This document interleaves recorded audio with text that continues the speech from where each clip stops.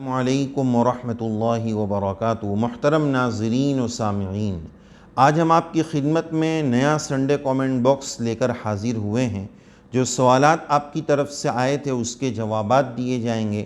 درخواست یہی ہے کہ اپنا سوال جتنا شارٹ ہو اتنا شارٹ میں لکھنے کی کوشش کریں، اور جواب مل جائے تو جزاک اللہ لکھ دیں۔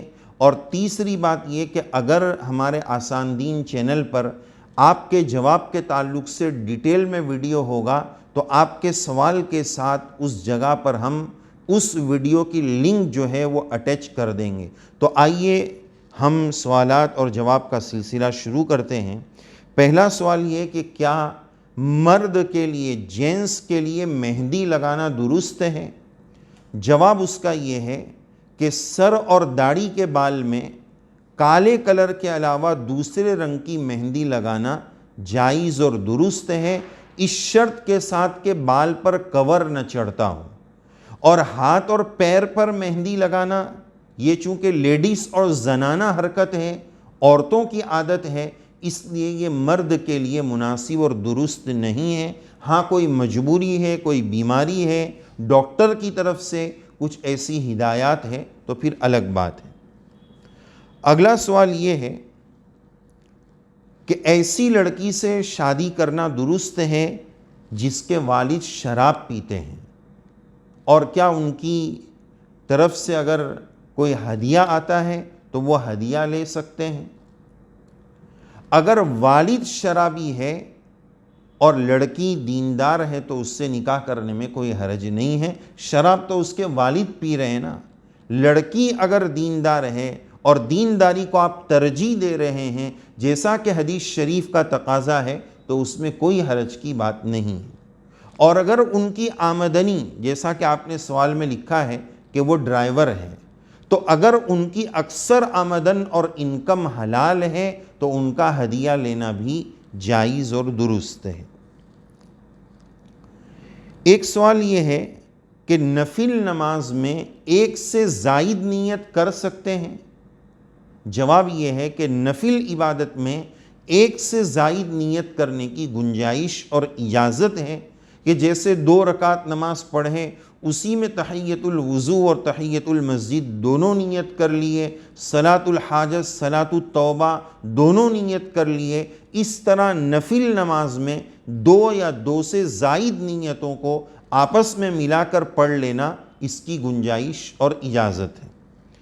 اگلا سوال ہم لیتے ہیں الاحسان آفیشل سے۔ انہوں نے یہ لکھا ہے کہ ہمارا وضو بار بار ٹوٹ جاتا ہے، تو کیا ہمارے لیے ایسی صورت میں تیمم کرنے کی گنجائش اور اجازت ہے؟ جواب یہ ہے کہ نہیں ہے، تیمم کرنے کی گنجائش اور اجازت نہیں ہے۔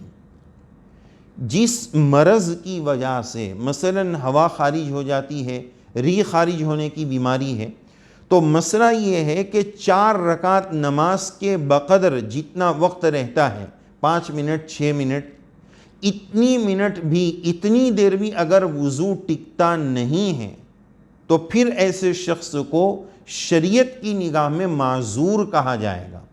اور اتنی دیر اگر وضو ٹک جاتا ہے، رہ جاتا ہے، 4 رکعت کے بقدر جو ہے وضو رہتا ہے، تو جب وضو ٹوٹے گا تب وضو کرنا پڑے گا۔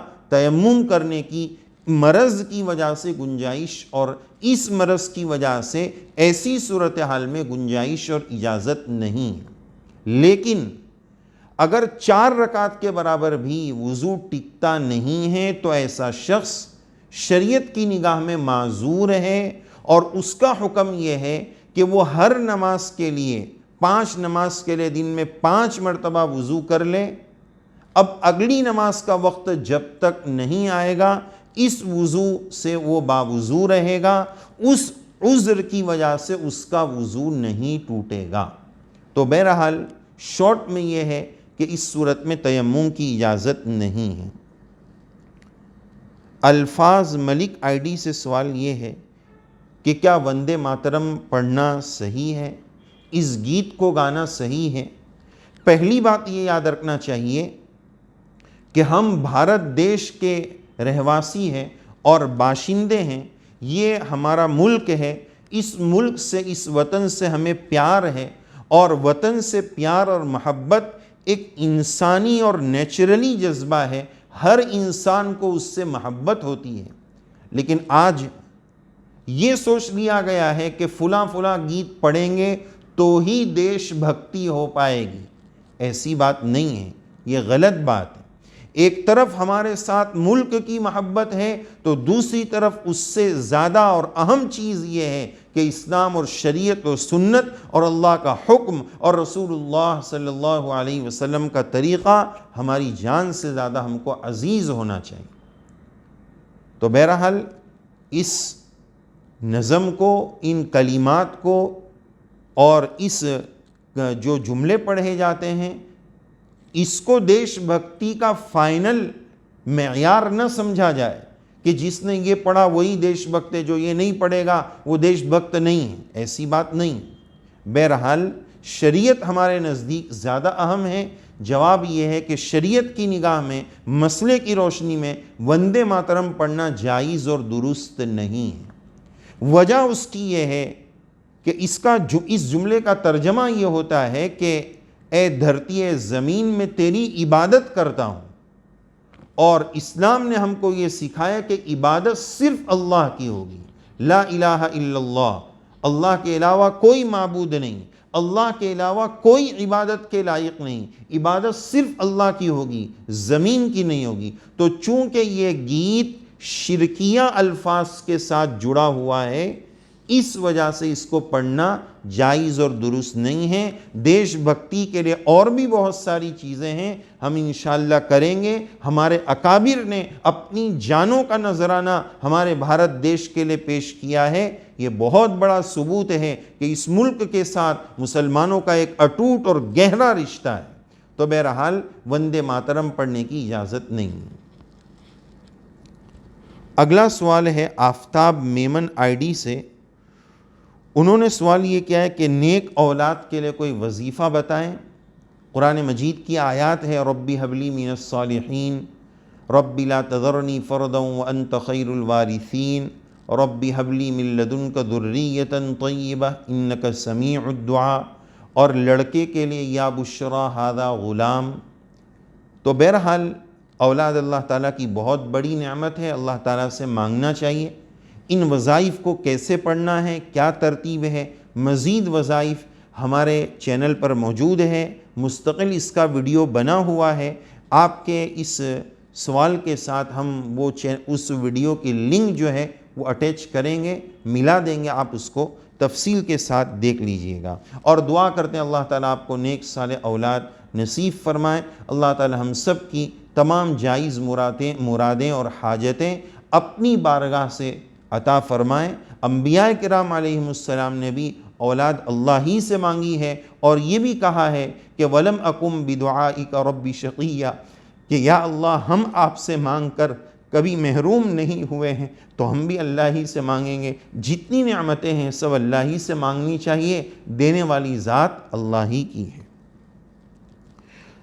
محمد اشفاق آئی ڈی سے اگلا سوال یہ ہے کہ جانور کے ذبح کرتے وقت 2 مرتبہ بسم اللہ اللہ اکبر کہنا کافی ہو جائے گا یا 3 مرتبہ کہنا ہے؟ جانور کے ذبح کرنے کے لیے صرف اللہ کا نام لینا یہ ضروری ہے، اللہ کا نام لینا ضروری ہے۔ چنانچہ کسی نے صرف اللہ پڑھ لیا یا بسم اللہ پڑھ لیا، بسم اللہ الرحمن الرحیم پڑھ لیا، تو بھی جانور حلال ہو جائے گا۔ دوسری سب دعائیں پڑھنا ضروری نہیں، چنانچہ بسم اللہ اللہ اکبر 2 مرتبہ پڑھنے کی بھی ضرورت نہیں ہے، 1 مرتبہ ہی سے کافی ہو جائے گا۔ اللہ کا نام لینا ضروری ہے، بسم اللہ اللہ اکبر پڑھنا یہ سنت ہے۔